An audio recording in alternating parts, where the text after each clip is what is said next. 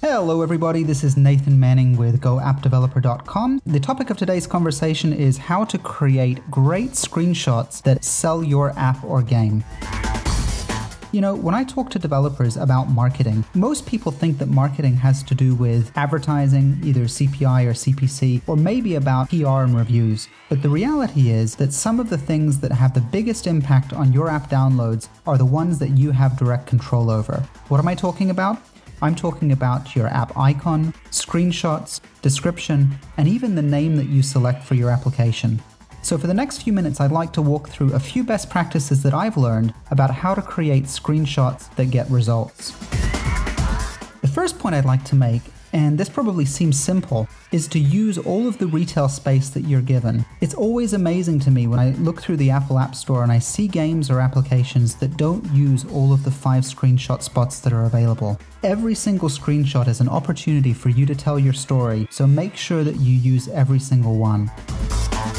Secondly, as you're thinking about which screenshots to use, make sure that you start with the messages that you want to talk about. The tendency is to jump straight in and pick the images that you think are most visually compelling and that consumers will find most exciting. This is only natural. After all, you've spent a lot of time building a fantastic application or game and you're proud to show it off. A better way to do things is to think strategically about what are the messages that you want to talk about, what are the benefits of your application, and how is it going to help people, either if it's an application to be more productive or if it's a game to be entertained. So I would always start with the messages and then choose images that back up those messages, not the other way around. One way that you can decide which messages are most important to focus on is by reviewing your social media communities and the comments regarding your game or application. In addition to helping you decide which messages to focus on, looking through the comments in social media communities and in the app stores themselves can allow you to use your customers' own words to phrase your messages in a way that's going to resonate with them.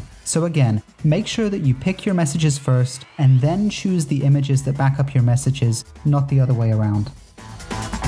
The next point I want to make is to really focus on getting your first screenshot right. The reason for this is simple. If you don't do a good job with your first screenshot, none of the others are going to matter because your consumers won't even look at them. So make sure that you pick a screenshot that you think represents the entire game. This is one of the reasons that companies like Rovio tend to focus on having splash screens rather than screenshots as their first screen. What they're trying to do is create an emotional connection that sucks the user in and makes them want to read on. Another thing that you can do on your first screenshot is use social proof. One example of this would be if your game is already successful in several countries, you can put right on your first screenshot that you're the #1 game in a number of countries. Also, if you already have a game or application that's targeting the same group of people that's successful, you can take a page from Rovio's book and say that this new game or application is from the creators of your other application. What you're trying to do here is to overcome consumers' natural risk aversion. You want to make sure that every person that looks at your first screenshot knows that if they try it, they're going to have a good experience.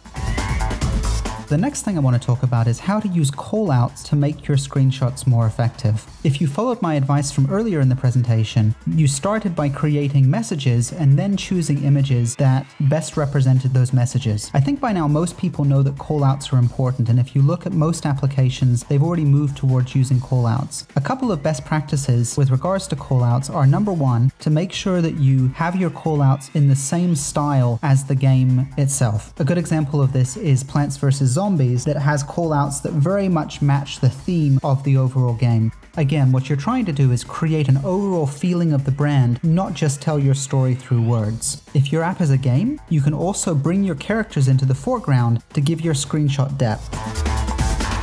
Finally, I want to talk about why it's so important for you to finish strong. When I look at most applications in the App Store, what I find is that the last screenshot tends to be the weakest. It's almost as if developers know what they want to talk about in their first 4 screenshots and they fill in the last with whatever's left. This is a mistake. The reality is that people tend to remember the first and the last thing that you say. So it's really important to make sure that you pick a strong screenshot for the last position and have a strong call to action. Don't forget, this is going to be the last thing that your customers see before they make a decision regarding whether to download your app or not, so make it count.